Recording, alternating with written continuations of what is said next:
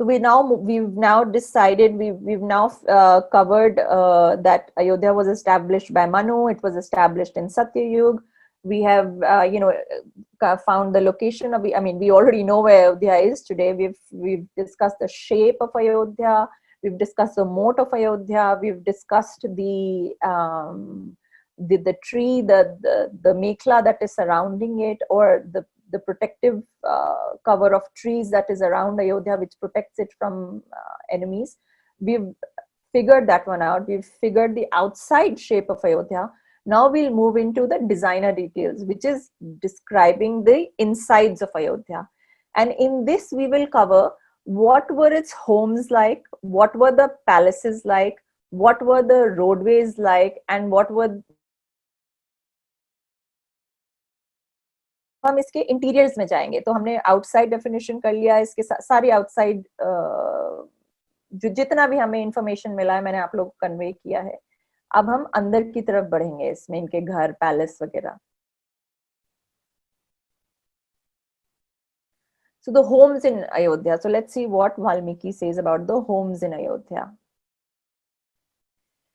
So in this he says, Sarv Ratna Samakirnam Viman Gruh Shobhitam. कहते हैं कि रत्नों से जड़ा हुआ था, ये सारे प्रकार के रत्नों से जड़े हुए थे उनके घर. और विमान गृह शोभितम, और विमान की शेप में थे वो विमान. तो ये विमान है क्या, क्या विमान का शेप कौन सा होता है? This is a question a lot of people had also asked me कि ये विमान क्या होता है. So let's discover what a viman is. So this shape is of a viman. इस टाइप के कंस्ट्रक्शन को, इस टाइप, ज्यादातर ये आजकल टेम्पल्स में यूज होता है, इसको विमान कहते हैं. And this viman refers to a particular type of construction which is triangular in shape. अगर आप देखेंगे तो इसका भी एक triangular shape है. And some may call it even pyramidical, which is absolutely fine. Actually ये pyramidical ही है shape में. एंड एक विमान की जो एवरेज हाइट होती है वो 7 स्टोरीज होता है. और अगर आप मानसार का देखेंगे वास्तुशास्त्र या शिल्प शास्त्र, तो उन्होंने पर्टिकुलर टाइप के लोगों के लिए पर्टिकुलर टाइप के घर which is of a particular story, ये बताया गया है. And vimans can extend up to 19 stories, 20 stories, there's no limit to, how much they can extend to. In the case of Ayodhya, generally ये विमान जो है वो 7 stories बोले जाते हैं. That is the average size of विमान. और and stories जो है इसमें आप देखिएगा अगर ध्यान से इस पिक्चर में जो मैं आपको दिखा रही हूँ, तो उसमें दरवाजे बने हुए हैं. वो बताता है कि वो उसमें कितने स्टोरीज हैं. आज अगर हम दिल्ली का अगर देखेंगे तो at an average the stories in Delhi are 4 stories. And जो उस जमाने के घर थे अयोध्या में वो 7 stories लंबे हुआ करते थे. Now this is an example of a viman which is 16 stories high. And 16, 17, 18 ये वाले जो stories हुआ करते थे ये generally palaces और इन सब में ज़्यादा use हुआ करते थे. And now the question is, why is this called a viman?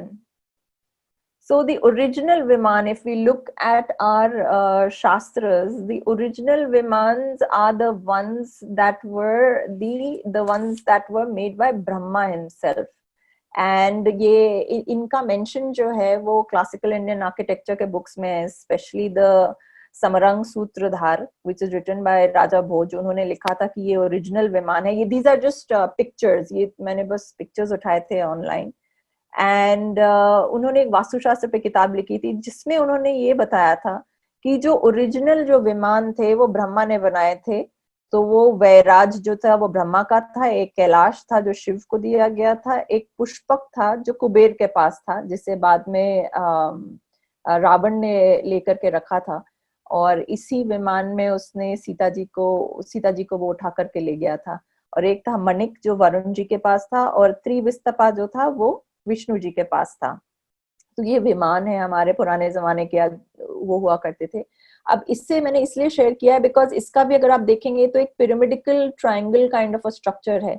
इसी की कॉपी, इसी के स्ट्रक्चर का कॉपी जो है वो उन घरों में विमानों में किया जाता था. And that is why you hear the same name viman for the houses there also, because they are the original source.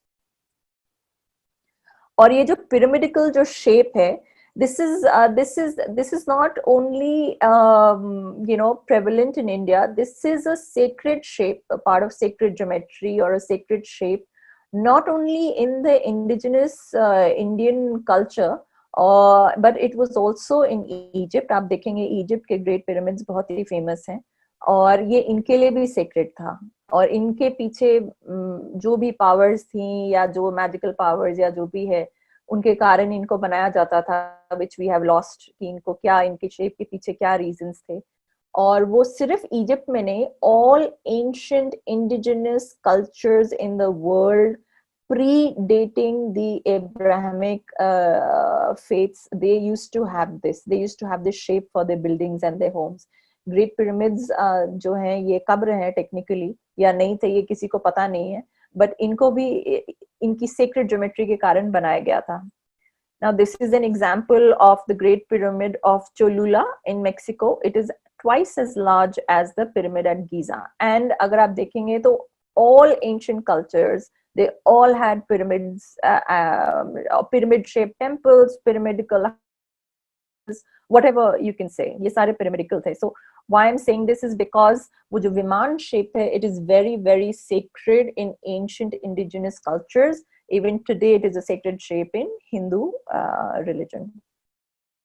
Now we come to the highways of Ayodhya. तो उनके highways कैसे थे? अभी हमने देखा कि उनके घर के shapes कैसे थे, तो roads भी होंगे वहाँ पे। तो क्या था उनके highways और उनके roadways, उनके राजमार्ग कैसे थे?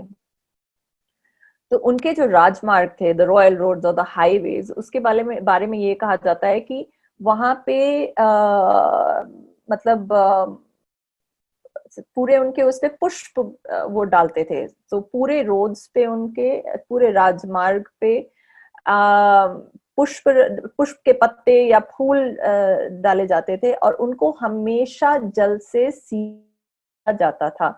सो they always very beautiful smelling, देखने में सुंदर, सारे आप यू कैन सी कितने सुंदर हैं। यहाँ पे लोग चलते होंगे उस जमाने में, उनके रथ उसी पे चलते होंगे। उन्हें जल से सींचा जाता था, इन द सेंस उनपे छिड़काव किया जाता था। ये प्रथा आज भी बाय द वे इंडिया में लोग अपने घरों में करते हैं, कि घर के सामने पानी छिड़क देते हैं, दुकान के सामने पानी छिड़कते हैं, ताकि धूल मट्टी ना उड़े।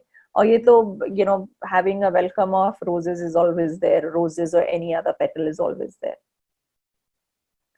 Now this is a picture of the layout of Ayodhya. This is a picture of a layout of a Rajdhani according to Mansar. कहा जाता है कि अयोध्या जो नगरी थी वो मानसार के जो अपने वास्तु में डाला है, वास्तुशास्त्र की किताबों में लिखा है, उसके हिसाब से। इसमें अगर आप ध्यान से देखेंगे तो जो सड़कें हैं, जो राजमार्ग हैं, जो लंबी लंबी जो क्रॉस में जो काट रही हैं पूरे सिटी को फ्रॉम द सेंटर, वो राजमार्ग हुआ करते थे। So what they did was they connected the city from one end to the centre of the city, but if you notice the roads, the highways never cross the internals, the center of the city. जो एक मंदिर का जो जैसे बोलेंगे centre हो या एक सिटी का सेंटर हो, तो वो रोड कभी भी सेंटर में क्रॉस नहीं करती थी। वो सेंटर में एक ऐसे चौकोर जैसा बना करके, so that everybody could move around from wherever, उस टाइप का एक शेप दे दिया करते थे।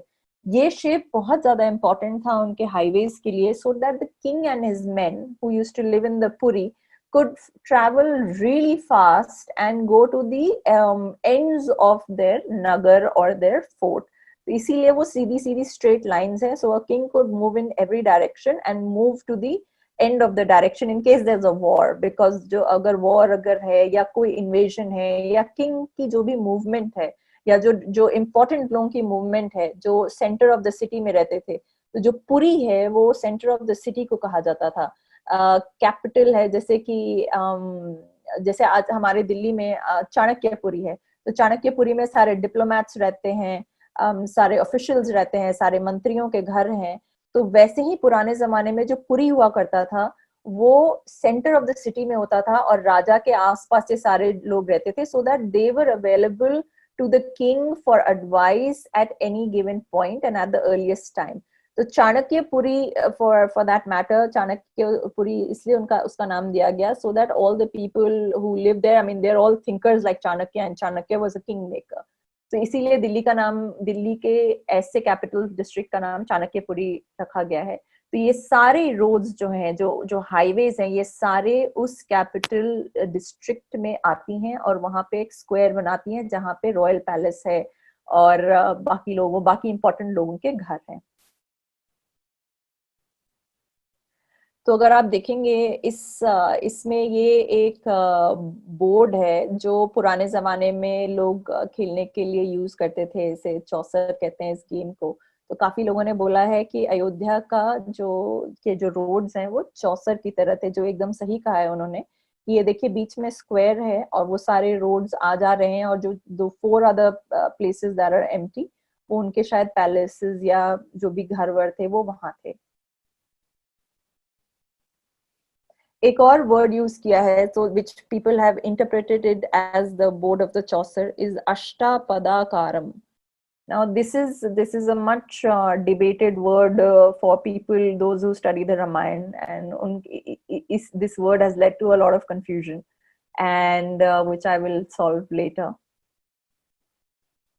तो अष्टपदाकार का मतलब होता है गोल्ड प्लेटेड बिल्डिंग्स। तो अयोध्या के घरों में और उनके पैलेसेस में गोल्ड प्लेटिंग की जाती थी।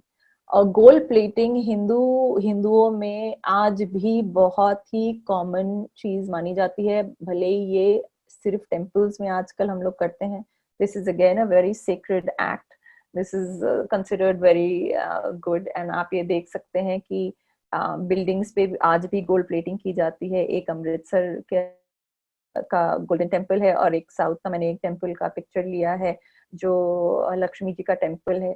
तो वो गोल्ड प्लेटिंग को अष्टापद कहते हैं, जो अभी हम लोगों ने यहाँ पे डिस्कस किया, अष्टापदाकारम। तो इसका मतलब होता है, अष्टापद जो होता है वो 8 स्टेप्स होते हैं। इन संस्कृत इट मीन्स 8 स्टेप्स, और 8 स्टेप्स में गोल्ड प्लेटिंग का काम किया जाता है। In fact gold itself is called Ashtapad. पद है, ये पाद नहीं है, क्योंकि अगर इसे हम पाद कह देंगे यहाँ पे, which is something that is wrongly translated in a lot of Sanskrit dictionaries, वो 8 legs बन जाता है या 8 limbs। तो अष्टापाद जो हुआ वो एक मकड़ी हो जाती है which has 8 limbs, और a pregnant animal is also called a अष्टापाद because it has 4 legs and it has 4 legs inside this womb। तो ये एक गड़बड़ है जो हमारे संस्कृत डिक्शनरीज में भी ठीक से एड्रेस नहीं की गई है। But Ashtapad is 8 steps, gold, heaven, और इसी के आकार में, और आकार का मतलब सिर्फ शेप नहीं होता है, आकार का मतलब रंग भी होता है संस्कृत में। इसीलिए, और ये वाला वर्णन जो करेक्ट वर्णन है उसका, वो सिर्फ हमें गीता प्रेस गोरखपुर वाली किताब में मिला है। तो वो गोल्ड प्लेटिंग के बारे में बात करते हैं।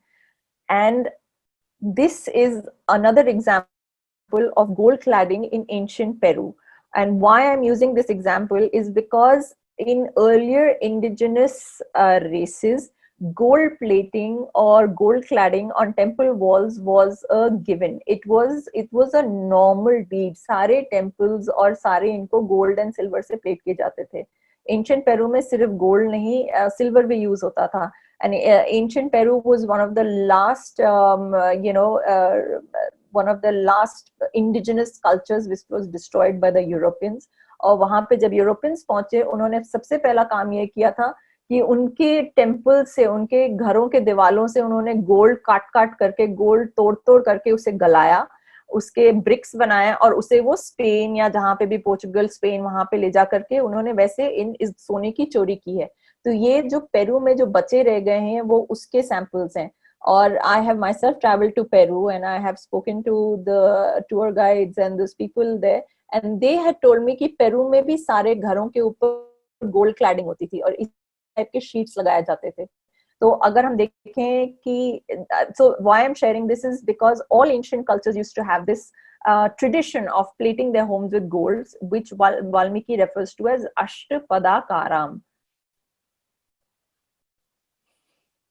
And then he goes forward and he says कि अच्छा चलो ये तो ठीक है, अब पैलेसेस का वर्णन देते हैं। तो कहते हैं पैलेस को संस्कृत में, या बड़े महल जैसे घर को या पैलेस को संस्कृत में कहते हैं प्रसाद। तो कहते हैं प्रसादे रत्न रत्न विकृतैः पर्वतैः इव शोभिताम। तो कहते हैं कि जो पैलेसेस हैं उसमें तरह तरह के रत्न रत्न जो हैं वो जुड़े हुए हैं और पर्वत जैसे ये बड़े और शोभित हैं। The palaces that they look like mountains. So you can see this is a mountain here and this is a mountain which is the K2 mountain. ये K2 mountain है हिमालय का, आप देख सकते हैं कितना बड़ा कितना विशाल, और इसके pay attention to the shape of this mountain. And now this is I'm sharing the shape of this temple, and इसमें भी काफी सारी stories हैं. If you're standing below it, it will look like a mountain to you. इसमें, और in the previous slides I've shown you 16 stories का एक विमान इसको, इस स्ट्रक्चर को विमान कहते हैं। तो इतने बड़े बड़े और विशाल विमान थे कि वाल्मीकि कहते हैं वो पर्वत जैसे ही थे। And in fact in many places he compares these विमान, एंड स्पेशली द विमान which is the palace of Shri Ram as the temple of Kailash itself. Like Kailash से ही कंपेयर करते हैं, कहते इतने बड़े बड़े थे, इतने मैसिव स्ट्रक्चर्स थे। ये देखिए, ये एक इंडिया के ही एक टेम्पल कॉम्प्लेक्स का पिक्चर है जिसमें वो रात में ये जले हुए, इसमें दिए जले हुए, शायद दिवाली की पिक्चर होगी, आई डोंट नो। ये मैंने पिक्चर सोर्स किया था। सो यू कैन सी कि बाकी जो सिटी है वो कितनी छोटी छोटी छोटी छोटी सी लग रही है, और जो इनका जो पैलेस है, ये जो विमान है, जो बड़े बड़े जो पैलेस, ये एक्चुअली एक मंदिर है। So I am just using it as a reference because I have no other pictures of palaces that would stand out, and they were so tall and in the same shape as Valmiki is talking, except for these ancient temples. So आप देख सकते हैं कि कितने सुंदर, कितने grand लग रहे हैं। So you can imagine the rest of the town is only 7 stories high, as like Delhi and Gurgaon are only 4 stories high. And बीच में या जहां भी इनके पैलेसेस थे, generally in the centre, Puri में इनके पैलेसेस होते थे, which is the centre of the city. So you can imagine these lovely and magnificent palaces as big as temples, coming up in the middle of the city, and Valmiki has seen this and he's totally stunned. And जो बाद में भी जो लोग इसके वर्णन करते हैं, जो लोग इसके पैलेस में पहली बार आए हैं, वो भी they're all stunned by the beautiful palaces. और वो कहते हैं कि जो पैलेसेस थे वो जेम्स से स्टडेड थे। So this is a picture of a palace which I have tried to show कि कैसे gold and gems और उसमें कैसे नक्काशी और कैसे काम किए हुए हैं। तो ये थाईलैंड के राजा राम के हैं, जो वो भी राम ही कहते हैं, उनके भी नाम राम है। तो Thailand practices this culture of having these beautiful decorated sort of gold-studded temples. I don't know whether this is real gold or not, but this is the kind of palaces that Lord Ram and Keikei and all the people of Ayodhya used to live in. So palaces जो होते थे बड़े होते थे, जो normal घर होते थे वो gold plating के होते थे, उनमें इसी तरह से रत्न जड़े हुआ करते थे. So these are just images. I'll take you through the images to give you an idea of what it was like. ये देखिए एक और एक पिक्चर है, ये हमारे पास जो पिक्चर है कि थाईलैंड के किंग के palace का picture, and you can see how beautifully everything is studded in gold, and the gold color is there, which sort of implies कि gold का बना हुआ palace है. And then उसमें मोती छोटे छोटे मोती and beads के काम है. I don't know if this is very visible in the picture, but if you take a look at the pillars, you'll see the colored stones put there. So this is just exactly how it used to be in the past, and which is still being maintained by the king of Thailand.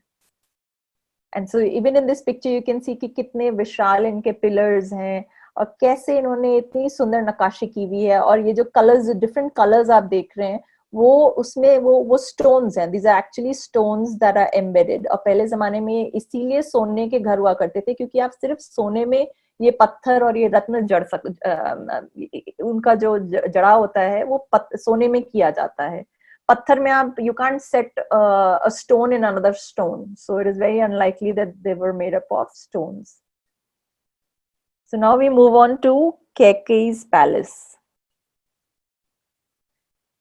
कहते हैं कैकेयी का जो palace था वो it was चांद के shape का था, शेप और चांद की तरह ग्लो करता था. There are some people who beg to differ on this shloka, but if we refer to the Gita Press Gorakhpur, they have clearly said कि कैकेयी का पैलेस जो था वो चांद की तरह, it used to resemble the moon. It was a palace gleaming like the moon, and perhaps it was a white palace.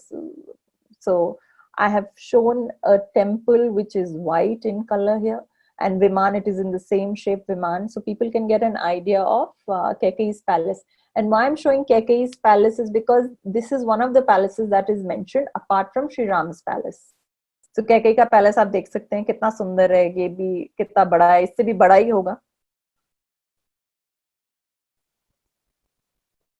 This is a temple complex that I've shown, just as a sample to see कि अगर जो palaces थे वो कितने बड़े थे, और अगर कैकेयी एंड दशरथ का पैलेस ऐसा था तो वो ऐसा कैसा हुआ होता होगा पिछले जमाने में. एंड इफ यू नोटिस बीच में एक ग्रीनरी है और बीच में काफी स्पेस भी छोड़ी गई है. पुराने जमाने में भी पैलेसेस ऐसा ही हुआ करते थे, टेम्पल्स एंड पैलेसेस.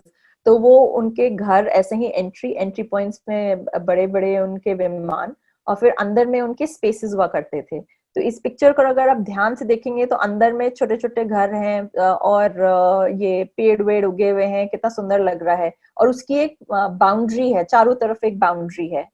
तो why I'm trying to point this out is because इसके बाद भी ऐसे जो वर्णन है, then you'll be able to imagine it better.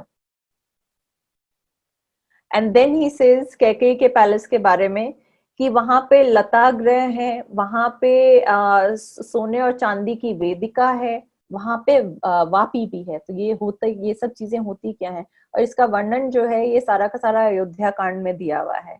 And मैंने श्लोक के नंबर्स भी लिखे हैं, so people can go and take a look at the shloka and check it out for themselves.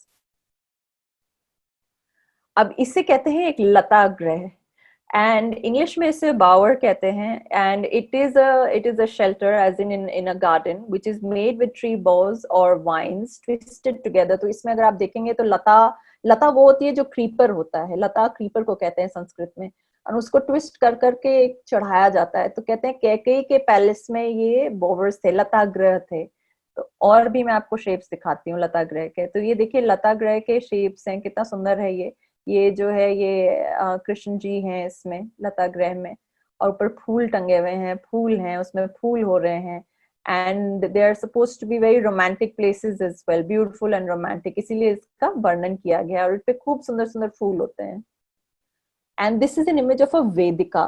तो पहले जमाने में जो पैलेसेस हुआ करते थे उसमें ये जो चबूतरा देख रहे हैं, हिंदी में हम इसे शायद चबूतरा भी कहते हैं. तो एक रेज्ड प्लेटफॉर्म पे जो इस तरीके की जो कवर्ड एरिया को वेदी या वेदिका कहा जाता था पहले जमाने में. और वाल्मीकि कह रहे हैं कि ये हाथी दांत के बने हुए हैं और ये सोने और चांदी के बने हुए हैं, और इसमें जो बैठने वाली चीजें हैं ये भी सोने चांदी की बनी हुई है. So you can imagine how glorious it must have been. सोने चांदी के लता गृह हैं, ये जो पिलर्स वगैरह है शायद उसमें हाथी दंत लगे हुए हैं. एंड देन ही सेज कि it is full of Vapi. Vapi जो होता है संस्कृत में एक पूल को कहते हैं, पानी के पूल को कहते हैं. But the shape of a Vapi, it's not a square, it's not a proper square और अ रेक्टेंगल और अ सर्कल. ये ओब्लॉन्ग पूल को वापी कहा जाता है. ओब्लॉन्ग का मतलब है जिसके दोनों साइड्स इक्वल नहीं रहते हैं. So I've just shown an image कि कैसे पूल्स रहे. अगर कहते हैं कि बहुत सारे ऐसे पूल्स कैकेयी के पैलेस में थे. अभी हमने एक पीछे फोटो दिखाई थी जिसमें हमने दिखाया था कि कैसे पैलेस के कंपाउंड्स होते हैं, उसके अंदर ये सारी चीजें हैं. तो कैकेयी के पैलेस ऐसे था. और फिर कहा जाता है कि वहां पे विविधई अन्न पानई च भक्षई. इसका ये मतलब होता है कि तरह तरह के खाने, व्यंजन और चीजें, अन्न पान, वो सारी चीजें कैकेयी के पैलेस में हमेशा लेड आउट रहा करती थी. सो आज के जमाने में अगर हम कहेंगे तो होगा कि 24/7 there was a buffet made up of beautiful foods, tasty, delicious. देख के ही भूख लगती है. सुंदर सुंदर, तो बड़ा अच्छा वर्णन उसमें भी किया है कि हमेशा वहां पे थे, ये खाना हमेशा रहता था, हमेशा वहां पे पान रहता था, पान एज इन ड्रिंक्स, जूसेस, सब कुछ रहता था वहां पे. So I am just showing you images की you can imagine a beautiful palace with a buffet full of food and drinks which is continually there. And now we come to discussing Lord Ram and Sita's palace. तो इसमें उन्होंने वर्णन किया है वाल्मीकि जी, कहते हैं कि वहां महाकटा महा कवाट है, महाकवाट है, महाकवाट बड़े बड़े दरवाजों को कहा जाता है. एंड मणि मणि विद्रुम है वहां पे, जो आर्चेस होते हैं, तोरणम है, मणि से भरे हुए तोरणम है. तोरणम जो होता है वो आज के जमाने में अलग चीजें हैं, बट पहले जमाने में, आर्किटेक्चर के जमाने में, वो तोरणम जो होता है वो मनी और डायमंड और पर्ल्स जो जो जो वो हैं वो जुड़े हुए हैं. मनी भी होता है, डायमंड, और अलंकृतम है इज ऑर्नामेंटेड, एंड मोती, मोती भी है वहां पे, पर्ल्स, जेम. आकीनम मतलब स्ट्रोन में, मतलब खूब अच्छे से इसमें आकीनम लिखा है, बट आकीनम मींस बेसिकली खूब स्टडेड है, भरा पड़ा है पूरा, there is no space that is empty, भरा है एकदम. एंड ये वर्णन करते हैं सुमंत्र, सुमंत्र ये वर्णन करते हैं, ये कहते हैं कि जब वो पैलेस आते हैं राम जी के, सुमंत्र जो है वो दशरथ के चैरिटियर हैं, तो वो जब आते हैं तो वो देखते हैं कि बड़े बड़े दरवाजे हैं, दो बड़े बड़े दरवाजे हैं, two very heavy parallel doors are there, इसी को कवाट कहा गया है. एंड ये जो है ये मानसार में चित्र है कि एक एक दरवाजा जो लार्ज टाइप का जो दरवाजा है वो कैसे रहता है, और इसमें ध्यान देंगे तो उसमें एक ये बने हुए हैं, छोटे छोटे स्क्वायर्स बने हुए हैं, और ये जो स्क्वायर्स हैं ये पूरी ही दरवाजे में हुआ करते थे. तो उसका मैंने एक आज के जमाने में ये बहुत ही कम एरियाज में ये कहीं से मिला था, मैंने शेयर किया है. This is perfect image. पर आप देखते हैं उसमें छोटे छोटे पैनल्स बने हुए हैं, स्क्वायर हैवी पैनल्स बने हुए हैं, और इस तरीके का एक बहुत बड़ा विशाल दरवाजा है जो राम जी के पैलेस के एंट्रेंस पे लगा हुआ है, जो सुमंत्र देखते हैं और उसका वर्णन करते हैं. और ये ऑब्वियसली सोने में, ये भी सोने में जड़ा होगा. और जो उन्होंने जो जेम्स का वर्णन किया है उसमें से एक ये लहसुनिया जेम है. हिंदी में इसे लहसुनिया कहते हैं, कैट्साई को लहसुनिया कहते हैं. I have just taken N image of it from the internet, and आज के जमाने में आप देख सकते हैं कि इसकी प्राइसेस कितनी है.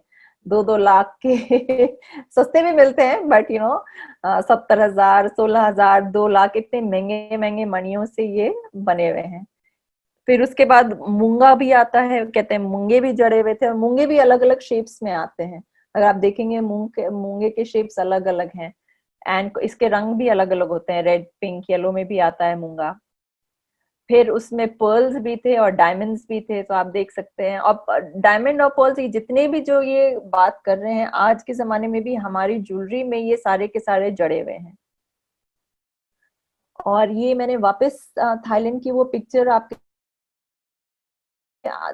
देख के इमेजिन कर सकते हैं. इसमें तो इन्होंने कांच जड़ा है, कलर्ड ग्लास है. उस जमाने में ये असली डायमंड्स, असली हीरे, असली मोती से जड़े रहते थे, and instead of just having a gold paint on them, they were actually made up of gold.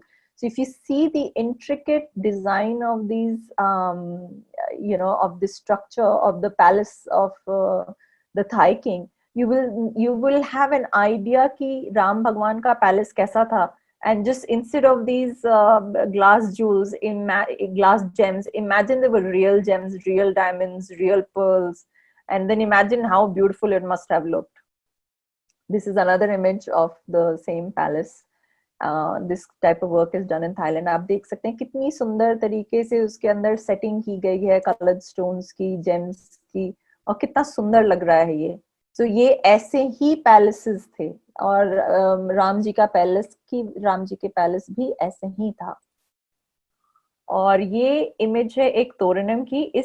ये तोरणम होता है, ये एक आर्च होता है, एंड ये जो आर्च है ये भी अलग अलग तरीके के शेप्स में होता है, अलग अलग तरीकों से बना होता है। और ये वाला जो स्पेसिफिक तोरणम है, ये कहा जाता है कि ऐसे ही तोरणम थे, इसे कुंभ तोरणम कहा जाता है। एंड ये वाला जो तोरण था, ये राम जी के पैलेस में था, ये या अयोध्या में ऐसे तोरण हुआ करते थे। So I will show you another shape of a toran. And इसको भी जेम्स एंड कॉरल से पूरा जड़ा हुआ था। ये देखिए, हमारे देश में आज भी तोरण की वही कल्चर है। इस आर्च को तोरण कहा जाता है वास्तुशास्त्र में। और यहाँ पे instead of studying it with James, here it is very beautifully intricately carved. तो आप देख सकते हैं कितना सुंदर इसका लुक आता है। तो now don't imagine that this is painted, imagine that this is totally studded with gems. ऐसा ही था, ऐसा ही भव्य उनका पैलेस है। इनफैक्ट इतना भव्य है कि वो कहते हैं ये तो कैलाश ही है, कैलाश का विमान ही है, जो खुद ही ब्रह्मा ने क्रिएट किया था। Again, this is how beautifully it must have been. इतना सुंदर उस पे काम किया होगा। I've just taken this picture to show you. Imagine instead of the colored mirrors or colored glass here, imagine if they were full of real pearls, real diamonds, rubies, पन्ना, माने जो भी आप सोचना चाहते हैं आप इसमें इमेजिन कर सकते हैं। कितना सुंदर लग रहा होगा सोने में जड़ा हुआ सब कुछ। ये जो जड़ाऊ का काम होता है आज भी इंडिया में बहुत ही फेमस है। इनफैक्ट इंडिया की जितनी भी ट्रेडिशनल ज्वेलरी है वो आज भी इसी नक्काशी, इसी टाइप के जड़ाऊ का काम करते हैं। और हम आज भी इसे पहनते हैं। Indian women pride themselves in having these kind of jewellery. और इसमें देखेंगे पोल्की है, ये पोल्की का ही रेफरेंस है। जो वो कहते हैं कि बड़े जो डायमंड्स जड़े हुए हैं, ये मणि पोल्की ही है। पोल्की मणि होता है, माणिक को भी मणि कहा जाता है। और ये देखिएगा आप इसमें कैसे कैसे नीलम है, डायमंड है, पर्ल है, तरह तरह के जो है वो स्टोन्स जो जड़े हुए हैं सोने में। तो ऐसे ही पैलेस था। I am just giving this an example कि आज भी ये ट्रेडिशन कंटिन्यूड है, except for the fact that we are only wearing this in jewellery and not studying our houses with it. Next we come to this weapon called the Shatagni. This is the most this is a very mysterious weapon that Valmiki has mentioned about, and it's very difficult to even comprehend it. So I will go and try and describe it. ये picture है हमारे 10 अवतार की। तो जब भी हम अपने अवतारों को मेंशन करते हैं तो उनके साथ वेपन जरूर डिस्कस किया जाता है। तो जैसे कि आज परशुराम जयंती है और आप सबको परशुराम जयंती की शुभकामनाएं। परशुराम जी का जन्म दिवस है आज। परशुराम जी का नाम राम ही है, पर क्योंकि उनके पास परशु था तो उनका नाम परशुराम था। उसके बाद राम आए थे, तो हमारे 10 में से 3 अवतारों के नाम राम है। According to some 3 Ram avatars हैं। So there is Parshuram, there is Ram, and there is Balram. So Parshuram is always depicted with Parshu. That is why his name is Parshuram. Shri Ram ji को बाण राम भी कहा जाता है, because he had a बाण, तीर कमान था उनके पास। और तीसरे जो है बलराम, उनको हल के साथ दिखाया जाता है ना। Some people will very differ कि बलराम थे कि नहीं थे, दैट्स irrelevant.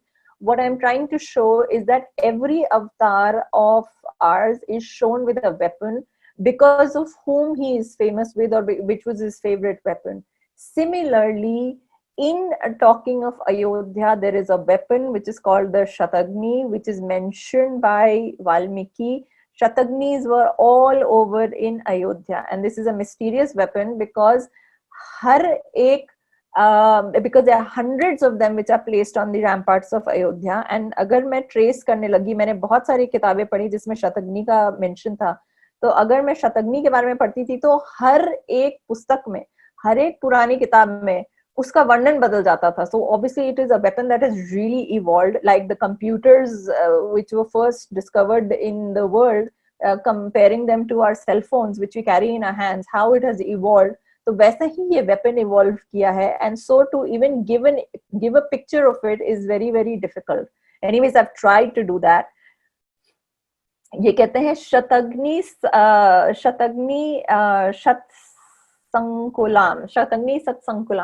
सत्संकुलाम. सो हंड्रेड्स की मात्रा में ये शतग्नि है जो रैम्पार्ट अयोध्या के रैम्पार्ट पे प्लेस्ड है। रैम्पार्ट क्या होता है? रैम्पार्ट वो होता है जो फोर्ट वॉल के ऊपर जो चलने की जगह होती है, जहां से सोल्जर्स बैठ करके शूट करते हैं, उसे रैम्पार्ट कहते हैं, एक फोर्ट के वॉल को।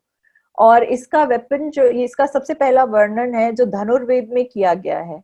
एंड चाणक्य ने भी इसका वर्णन किया है, जो एकदम अलग अलग है। उसके ऊपर जितने भी टीकाकार हैं, वाल्मीकि रामायण के जितने भी संस्कृत के टीकाकार हैं, उन सब ने एक अलग अलग वर्णन दिया है हमें शतघ्नि का। So I take you through some of them.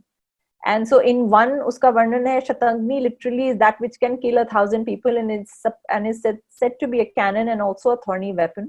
This Shatagni is a big pillar with immense number of sharp points on a surface situated on top of a fort wall. So you see, with these two don't make any sense, but this is what is there. शतघ्नि का जो अगर हम संधि विच्छेद करेंगे तो शत का मतलब 100 होता है या 108 होता है, और घ्नि जो वर्ड है वो हंत से निकली है। हंत जो रूट है इसका, हंत। एंड हंत का मतलब होता है टू किल और to hunt somebody. Hunt obviously to kill. इसी रूट से नाम आता है शत्रुघ्न। शत्रुघ्न का मतलब है जिसके सारे शत्रु मर चुके होते हैं। और यही शतघ्नि जो है, it means the real ultimate meaning of it, और the original meaning of it is the killer in hundreds, killer in multiples. अब ये देखिएगा, एक और वर्णन है, उसमें कहा गया है कि जो शतघ्नि है वो कूटस्माली की तरह है। कूटस्माली उसे कहते हैं, कूटशालमली कहते हैं उसे, the weapon of Yamraj. And shataghni is a piece of fire arms और the ancient Indian rocket. So you can see कि कैसे इसका वर्णन चेंज होता गया है। And in one of the definitions, it was said there are batteries of cannons which are on the ramparts of Ayodhya. ये देखिए, ये एक this is a battery of cannon which is of the American Army that I'm sharing with you. And ये जो है, ये हमारी fort पे, जो अयोध्या का जो फोर्ट है उस पे रखा गया था। ये इस टाइप के थे ये, अकॉर्डिंग टू वन। एंड ये यमराज हैं, और यमराज का वेपन देख सकते हैं, कूटस्माली जो कहा गया है, उसके लिए उन्होंने यूज किया है, और उसमें कांटे हुआ करते थे। तो I've tried to show you what a कूटस्माली would look like. तो ये कूट या पेसल है, और ये जो शालमली जो पेड़ है, इसके जो कांटे हैं, you can see the कांटा of this tree. It is so big and it is so pointy and it is actually quite dangerous. Now this is a कांटा which is different from a keel. So understand, उसमें कील नहीं है, उसमें कांटा है। And so मैंने try किया कि इस वेपन को बनाऊं मैं। So I tried my hands on making this weapon, and ये यमराज की इस तरीके के वेपन निकले। So I just shared this because this is such a mysterious weapon. There is no particular definition of it. And फिर मैंने research किया कि अगर ये मिसाइल है और अगर ये कैनन से निकल रही है तो ये कैसी होगी। सो ये एक स्पाइक ATGM मिसाइल है। ये एंटी टैंक मिसाइल है, which is developed by the Israelis, जिसमें स्पाइक्स थोड़े बहुत निकले हैं। So I am sharing that, क्योंकि उस बाद में उसका वर्णन है कि इट्स ओनली अराउंड 4 ताल। ये अप्रोक्सीमेटली 4 ताल लंबा है। मनुष्य की हाइट होती है 8 या 9 ताल, और जो हाफ ऑफ अ मनुष्य होता है उसे 4 ताल कहा जाता है।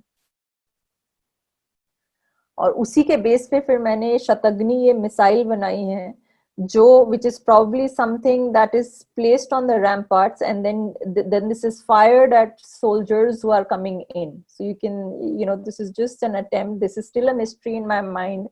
I still don't have an answer to this, but according to everything that I read, this is an illustration that I came up with, which can help you decode कि कैसा रहा होगा उस जमाने में। ऐसे स्पाइक मिसाइल लोग अगर डालते थे enemies पे, तो I'm obviously quite sure कि वहां पे it was not very easy to fight them off. And I don't know how this still works and how many people it killed. A minimum of 100 people each one of these was killing.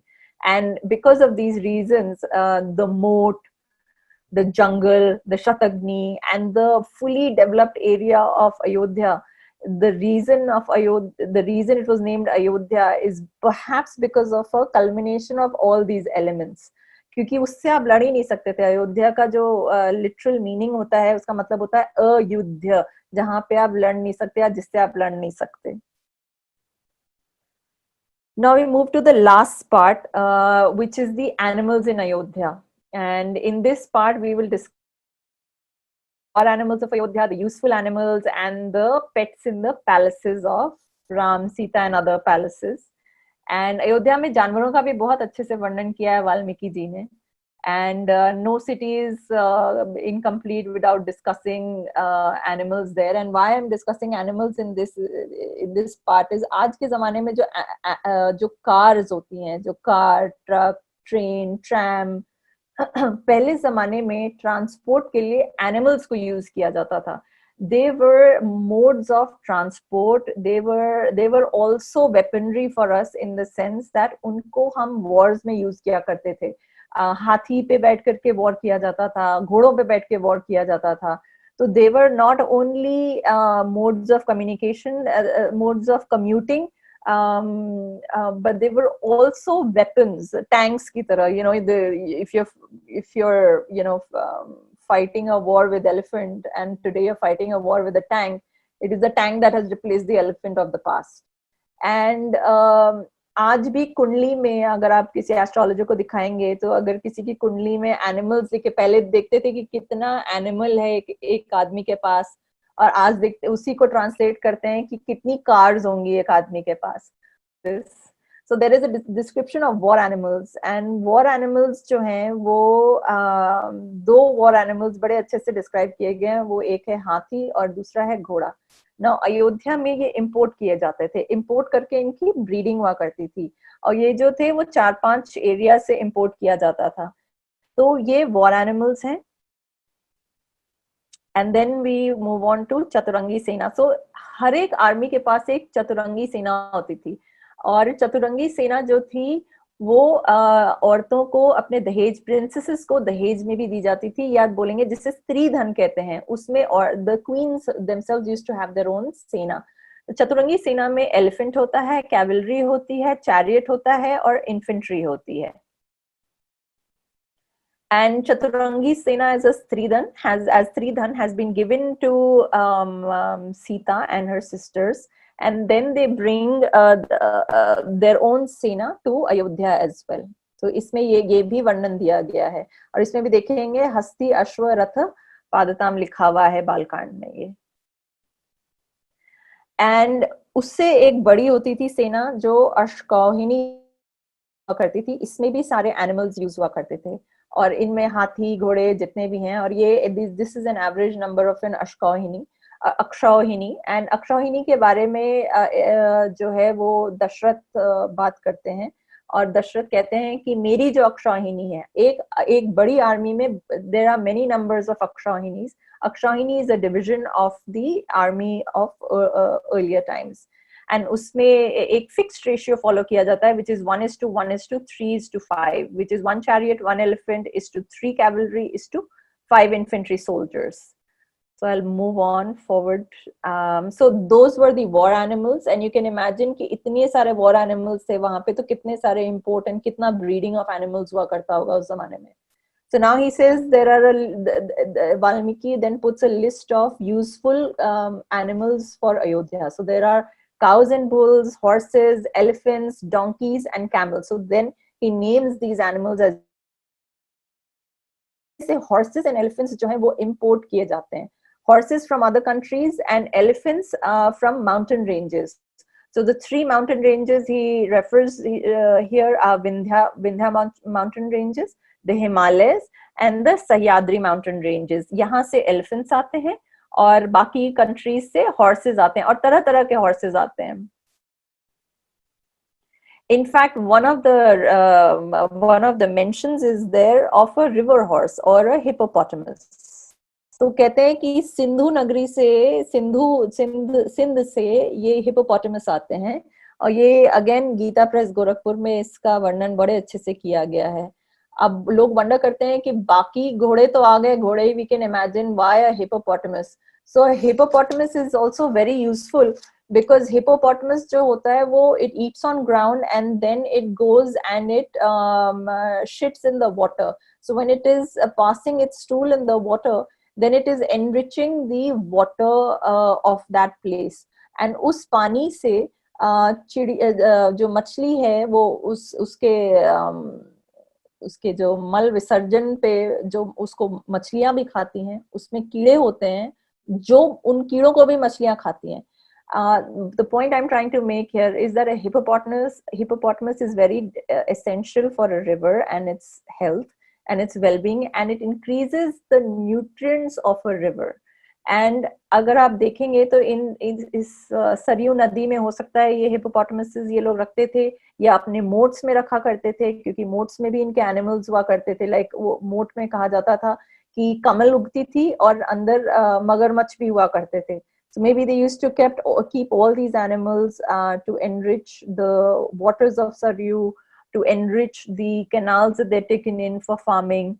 So Sindhu ke river horse, which is a hippopotamus, was imported. Now we come to the pets, and this is the most interesting, this is the sweetest part of the whole series. And so the birds are reared as pets in Ayodhya, and इनका बहुत अच्छे से वर्णन किया गया है Kaikeyi and Kaikeyi के palace में भी और राम सीता के पैलेस में भी. इनका पूरा वर्णन है, इनका पूरा डिस्क्रिप्शन है. एंड कैकेयी के पैलेस में राम के पैलेस में अलग अलग चिड़ियों का वर्णन है. एंड कैकेयी के पैलेस में कहते हैं शुक्र बरहिन है और क्रॉन्च हंस है, और राम के पैलेस में सारस और मयूर गा रहे हैं. ये देख सकते हैं, ये अगेन वाल्मीकि सेइंग दैट शुक्र बरहिन संयुक्त. जो पैरेट होता है उसको शुक कहते हैं, और बरहिन जो होता है वो इंडियन पीकॉक को बरहिन कहते हैं. एंड कहते हैं कि क्रॉन्च और हंस जो हैं वो आवाजें दे रहे हैं. आप लेफ्ट हैंड साइड पे देखेंगे तो इसको क्रॉन्च कहते हैं, and obviously on the right hand side we have a हंस. एंड ये जो है ये सारे के सारे जो हैं कैकेयी के पैलेस में आवाज कर रहे हैं, गूंज रहे हैं, घूम रहे हैं. तो पहले जमाने में हिंदू धर्म में चिड़िया को पेट की तरह रखा जाता था घरों में, और ये कैकेयी भी अपने घर में रख रही हैं इस पेट को. और ये जो है ये है हमारे श्री राम जी के पैलेस में. यहाँ पे सारस है और मोर है, और वो उसमें लिखा भी है कि सिंगिंग स्वीटली आर द सारस and the more and the peacock. And it is I don't know how many of you have heard a saras sing, but I'll just play this little video for you to hear and take a look at how a saras behaves and sings.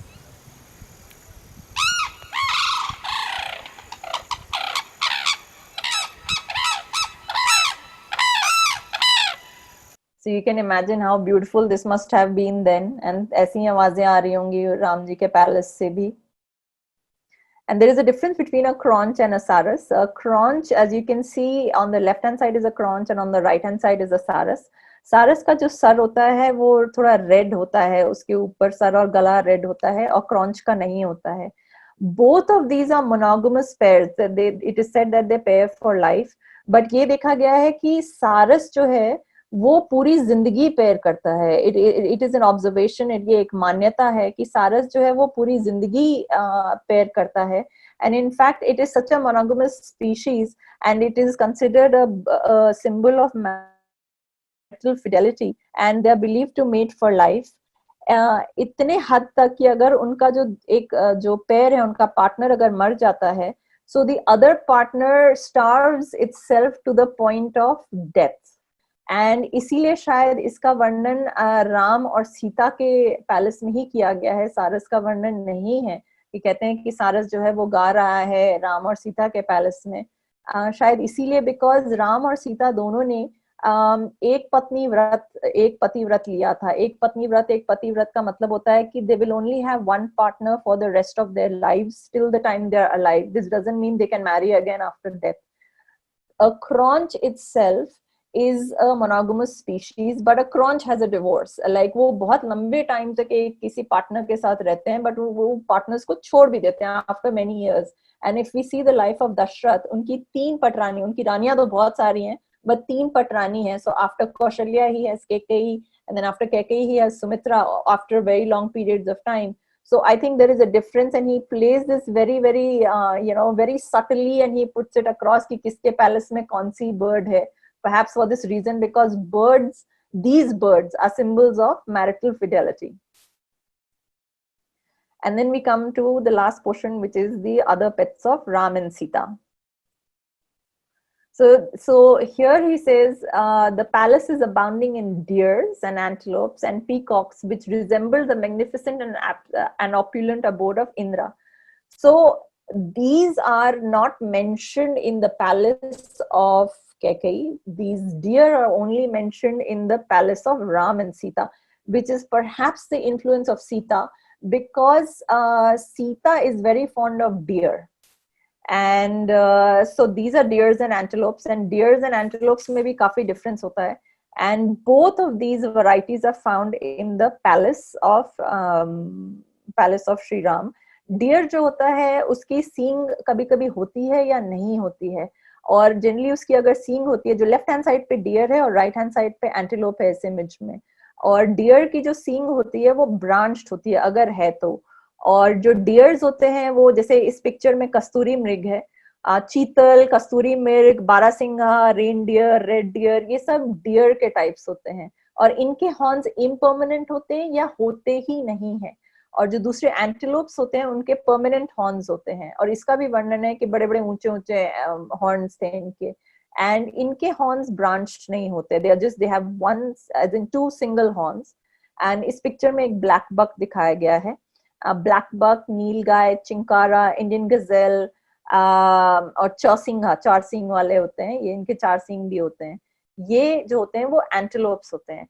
And why I'm referring to them here is it seems it is very likely that it is Sita who was very fond of them, and that is why in the palace of Sri Ram and Sita इन बड़े सारे dears को ये लोग rear करते थे और ये इनके पेट्स हुआ करते थे. क्योंकि बाद में भी जब वो अरण्य कांड में जब सीता का वर्णन है, जब सीता ने जब गोल्डन डियर देखा था, तो उसको कह के वो क्या कहती हैं, वो कहती हैं मृगो हरति में मन, और कहती हैं कि ये जो मृग है ये मेरा मन हर रहा है, और इसके साथ में फ्यूचर में खेलना चाहती हूँ. So a lot of people had asked me the question कि सीता को वो हिरन क्यों चाहिए था, गोल्डन हिरन, and they don't believe that it was a pet. So why I've said that is because she wanted it as a pet, and they used to rear these animals as pets. Sita used to rear these animals as pets in her garden, though in earlier times mostly birds were kept as pets in homes. And मुझे याद है, there's an incident from my life as well.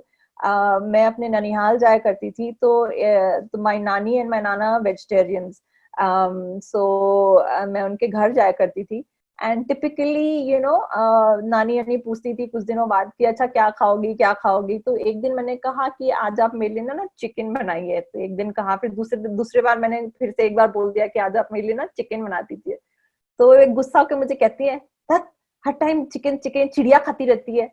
तो मैं बोला हाँ तो क्या हो गया, and I just did not know anything about this. कहती है बड़ा धर्म कर्म की तुम बातें करती हो मेरे से, ऊपर से भी बोलती हो तुम चिकन खाओगी, तो उसका क्या मतलब है ये सब. तो मैंने बोला मुझे नहीं समझ में आ रहा, आप बताइए. And I was brought up in a household which was very very my father's in the army, so I did not know anything about dharm karm, but I used to discuss it with her. So we were brought up eating everything, and she said तुम्हें पता नहीं है चिड़िया नहीं खाते हैं, तो हिंदू चिड़िया नहीं खाते हैं. She said the word Hindu चिड़िया नहीं खाते हैं. मैंने बोला अच्छा, मुझे तो नहीं पता था. तो कहती है हाँ अशुभ मानते हैं, अशुभ. तो मैंने बोला अच्छा अशुभ क्यों मानते हैं, एंड आई नेवर अंडरस्टूड कि क्यों वो क्या बोल रही थी, उनका क्या मतलब था.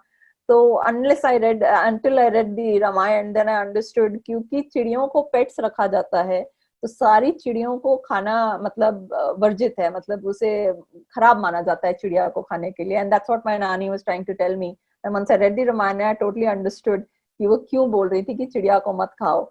और तो मैंने उनसे पूछा तो हिंदू क्या खाते हैं, what is the meat that they eat, and she said lamb खाना है तो लैम खाओ, don't eat chicken. And today the whole world is suffering because of eating of birds. But anyways, that's a different story. So there are these pets that she talks about, and Valmiki also talks about. And that's the... I'm open to any questions. Thank you for listening very patiently.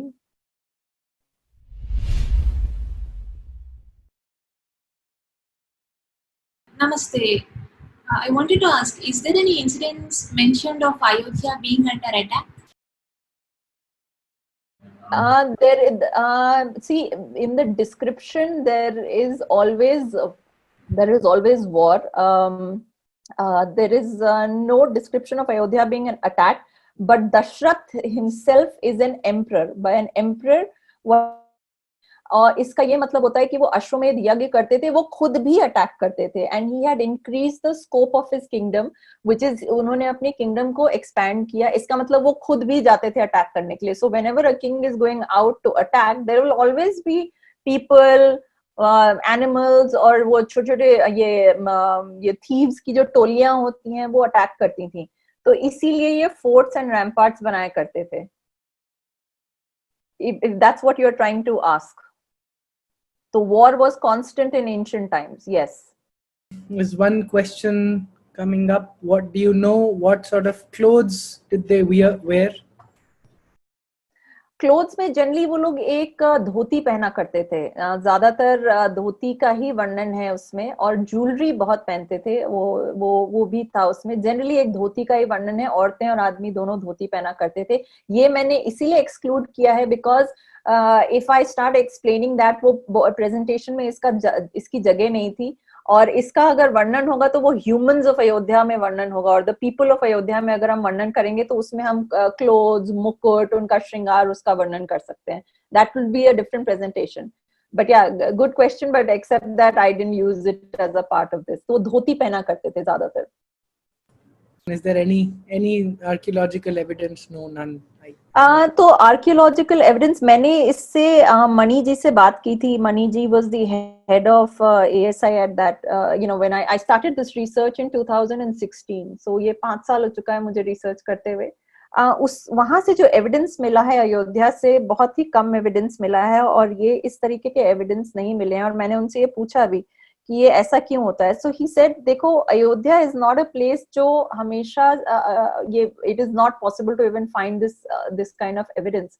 The reason he said that is, one, it is a city that is being continually built upon. There have been enough of wars, invasions, and it is a city that is continually being built upon. आज के जमाने में अगर आप जाइएगा ढूंढने के लिए कि you know, इंद्रप्रस्थ जो है वो क्या, मतलब हमें क्या ये महाभारत के समय की चीजें मिल रही हैं, it is very unlikely that we will also find it, two thousands of years ago we have the ancient you know proof और the relics of it.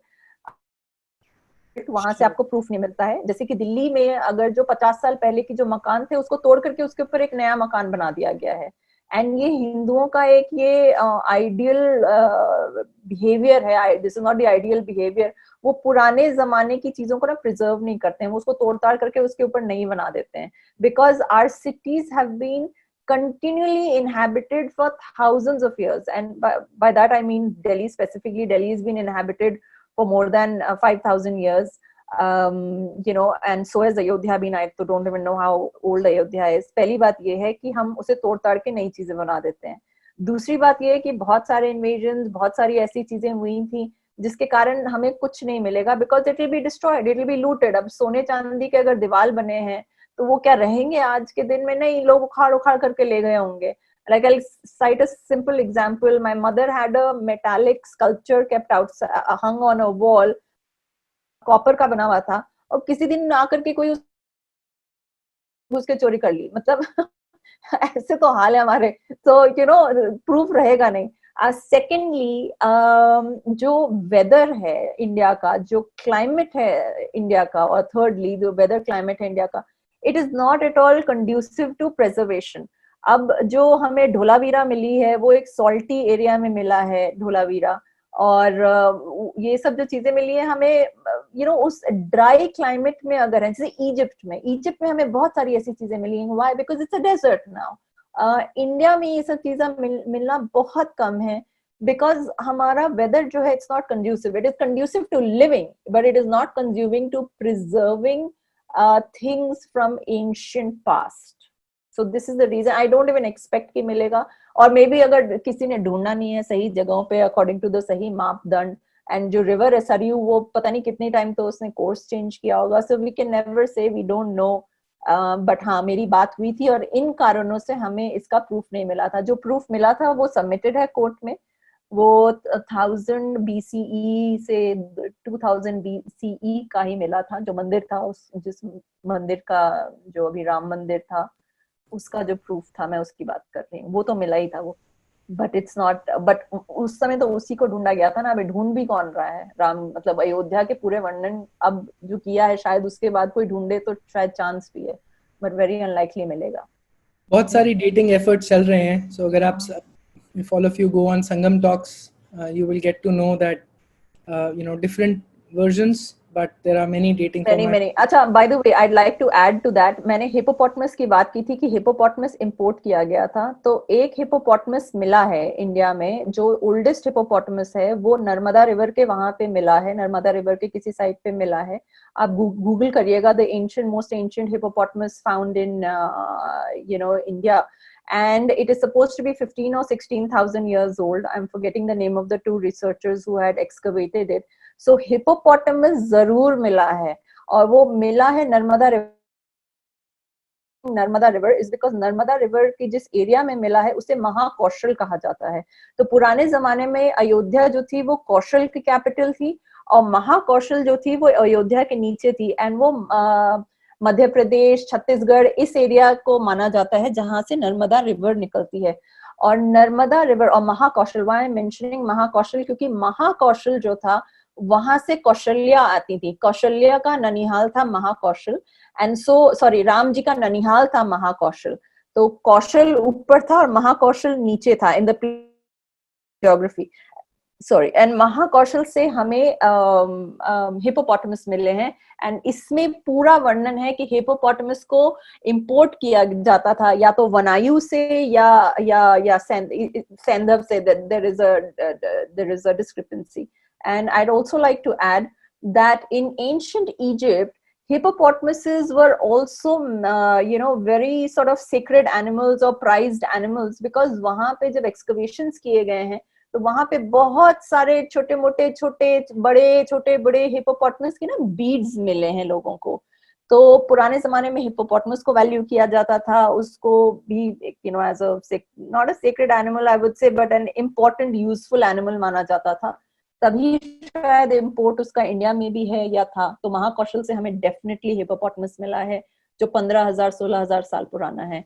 So yes, efforts are still on, and there are lots of evidence which may or may not directly link the exact shape, size of Ayodhya, but there's enough, अगर हम ध्यान से पढ़ेंगे तो हमें काफी मतलब excavation से ये सब knowledge मिलता है। अगले कुछ हफ्तों में we are hosting a lecture on Dwarka excavations, so at least we'll get to Krishna's city, then we'll see how to get to Ayodhya as well. So our next question is from Swayam Tiwari, is did women wear janeo? Do you have any reference of that in the Valmiki? Yeah, actually women did wear janeo, and there are lots of images and sculptures mentioned or have shown women wearing janeo. जिनऊ औरतों को पहनाया जाता था पहले जमाने में, और शादी, जिन औरतों को बचपन में जिनका जिनऊ संस्कार नहीं किया जाता था, उनका शादी पे जिनऊ पहनाया जाता था, उनको शादी पे पहनाया जाता, स्पेशली इन ब्राह्मण फैमिलीज, तो आई नो उनको जरूर पहनाया जाता था। और अगर किसी को आंसर देखना है तो ये पुराने जमाने की जितनी भी मूर्तियां हैं, स्पेशली जो साउथ में जो मूर्ति मिलती है, उसमें स्पेशली शिव एंड पार्वती को अगर आप देखेंगे तो पार्वती जी हमेशा जिनऊ पहनी हुई है। और the answer is yes, and this can be covered in Humans of Ayodhya, but I haven't covered it. हाँ, और मनुस्मृति में भी लिखा है कि औरतों का जनेऊ होता है, और बट जनरली शादी के समय उनका जनेऊ माना जाता है। Next question is, do you have any information on the Ayodhya trade system? Trade भी था, yes, I have information on that. Because of paucity of time and space, I haven't mentioned it. There was trade, and there were at least 4 countries that they were trading with, and 3 mountain ranges. So I'll tell you what: Kamboj, Bahalik, Vanayu and Sindhu, ये 4 countries हैं। भारत देश में ही इन्हें माना जाता है in certain types. Sindhu हम सब जानते हैं, विच इज यू नो हम और इनके लोग बाय द वे जिनके साथ हम ट्रेड करते थे, इनके लोग आज भी हमारे देश में हैं, क्योंकि हम उनके सरनेम्स बता सकते हैं बेस्ड ऑन दिस। जो सिंधु नदी के आसपास जो थे, वो उनके सरनेम्स होते थे सिद्धू, संधू, सिंधु, इस टाइप के जो सरनेम्स है, वो उस देश के लोग जो हमारे इंडिया में थे, वो उन्होंने वो सरनेम्स रिटेन किया था। जो बहालीक के जो देश थे, जो बहालीक जो कंट्री थी, उनका जो सरनेम जो रिटेन किया गया है हमारे कंट्री में, वो बहल है। So you know there used to be a very famous actor called Nutan Bahl, Monish Bahl, and तो वो सरनेम आज भी है हमारे देश में। And why I am saying कि ये हमारे पहले उस जमाने में अयोध्या या जैसे बोलो कोसल किंगडम का इन किंगडम्स के साथ ट्रेड था, और बहुत सारी मार्केट्स भी हुआ करती थी, और सामंत राज भी थे जो आते थे राजा दशरथ को अपना ड्यू देने के लिए। तो सामंत वो राजा होते हैं जिसकी छत्र छाया में एक जिनको राजा अपनी महाराज अपनी छत्र छाया में रखता है। तो दशरथ जो था वो एम्परर था, he was like an emperor because उन्होंने काफी टाइम अश्वमेध किया था। और एक जगह है कंबोज, वहां से भी ट्रेड है, और कंबोज जो है इसके भी सरनेम्स हमारे देश में आज भी मिलते हैं। तो इनके सरनेम्स कैम्बो हैं, कंबोज है, ये वाले सरनेम्स ही मिलते हैं। सो ये 4 कंट्रीज तो मेंशन है। एक वनायु करके देश है, which I don't know कौन सा देश है, it's a bit of a mystery and it might even be Egypt for all you know, and so I will not comment on which country it is. तो 3 आपके मैंने surnames बता दिए, इनके साथ ट्रेड था, और इनके लोग इंडिया में भी रहते थे, मतलब भारत में तो obviously these people are included in the larger map of Bharat, but they used to trade with Kosal, and the mountain ranges where they had trade with was Vindhya mountain ranges, Himalayan mountain ranges, and Sahyadri mountain ranges. So any of these kingdoms around them they had trade with, because they used to get the elephants from there. So इनका पूरा वर्णन है। And ये भी कहा गया है कि बहुत सारे ट्रेडर्स जो थे वो अयोध्या आते थे, बिकॉज अयोध्या में तरह तरह की मार्केट्स थी, और उन तरह तरह के मार्केट्स में तरह तरह के यंत्र हुआ करते थे। And yantra is basically machinery, a means of control. So machinery, engines, इन सब चीजों को यंत्र कहा गया है। तो उसको लेने के लिए लोग आया करते थे अयोध्या। तो yes, the trade was ample, trade was flourishing. And अगर आज के जमाने में जैसे इंडिया जो है वो कार्स इंपोर्ट करती है फॉरेन कंट्रीज से, तो वो घोड़े और हाथी भी इंपोर्ट किया करते थे और ब्रीड किया करते थे अयोध्या में। So yes, were they meet eaters, और क्या अश्वमेध यज्ञ के बाद खाते थे, और जनरली फूड हैबिट्स कुछ हैं? But to answer what they have asked, क्या वो मीट खाते थे? The answer is yes, they used to, because there is a mention of the word भक्ष्य। भक्ष्य का जो अर्थ होता है संस्कृत में, वो मतलब होता है जिसका भक्षण किया जाए। देखिए जनरली हम खाते हैं खाना, खाना अन्न को खाया जाता है। तो भात जैसे कैसे इसका वर्णन कैसे किया जाए? अन्न होता है जिसे हम ग्रो करके खाते हैं। अन्न वो होता है जो धान्य में आता है, जैसे चावल अन्न होता है, और जो दाल होता है वो अन्न होता है। और फ्रूट्स एंड वेजिटेबल्स अलग माने जाते हैं, वो फल होते हैं। वेजिटेबल्स जो होता है वो शाक उसे कहा जाता है संस्कृत में। तो भक्ष्य उसे कहा जाता है जो मीट होता है, क्योंकि उसको हॉग किया जाता है। तो जैसे ह्यूमंस का नर भक्षक होते हैं, तो जब मीट खाया जाता है या नर को जो खाते हैं उसको नर भक्षक कहते हैं। तो भक्ष्य जो होते हैं उसको गॉबल किया जाता है, या मतलब फुहड़ तरीके से खाया जाता है। It's considered a bit crude, और जो बहुत भूख से खाया जाता है उसको भक्ष्य कहते हैं। तो भक्ष्य जब भी आता है, it is generally in reference to meat, types of meat. तो yes, people used to eat meat in the past.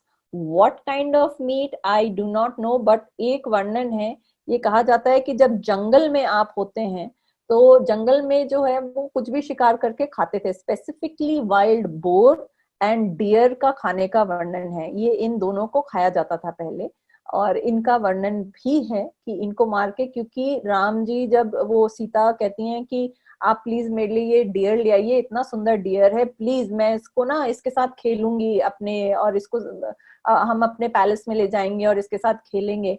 तो लक्ष्मण कहते हैं नहीं नहीं ये डियर नहीं है, मारीच है, मारीच अपना रूप बदल के आया है, ये ऐसी ही हरकतें करता है, ये मारीच जंगल में आकर के बहुत सारे प्रिंस और किंग्स को इसने ऐसे ही करके मारा है।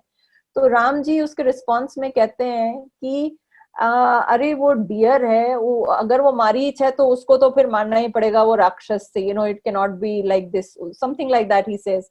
And on the part that it is a deer, he says, look, either we capture that deer or that poor deer is going to get hunted by some king and be eaten by some king. So that means he is referring कि अरे उसे पकड़ करके ले आओ, सीता अगर चाहती है उसके साथ खेलने दो, उसे ले जाएंगे हम अपने साथ उसे, नहीं तो कोई और तो उसको खा ही जाएगा. So he is referring to it कि some other king will come and eat it.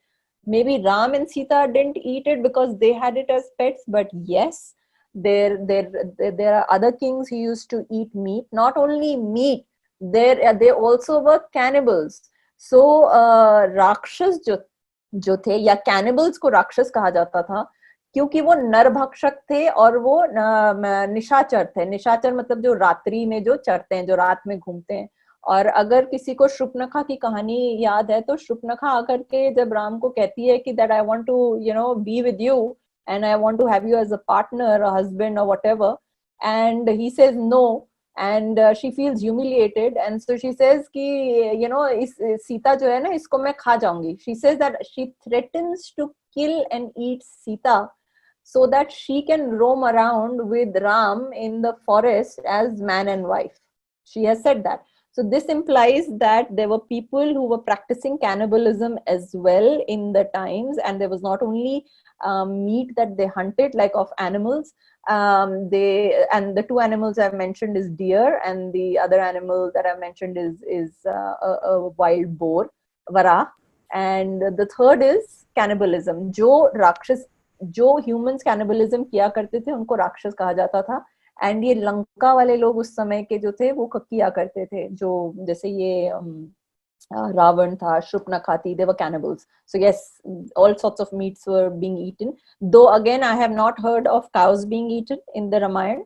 And cow का दान दिया जाता है. So if that's what, if they want me to clarify, I'll clarify that again. गाय नहीं खाते थे. बर्ड खाने का कोई वर्णन नहीं है. मैंने ज्यादातर इन्हीं दो का सिर्फ पढ़ा है, हिरन और वाइल्ड बोर, two things.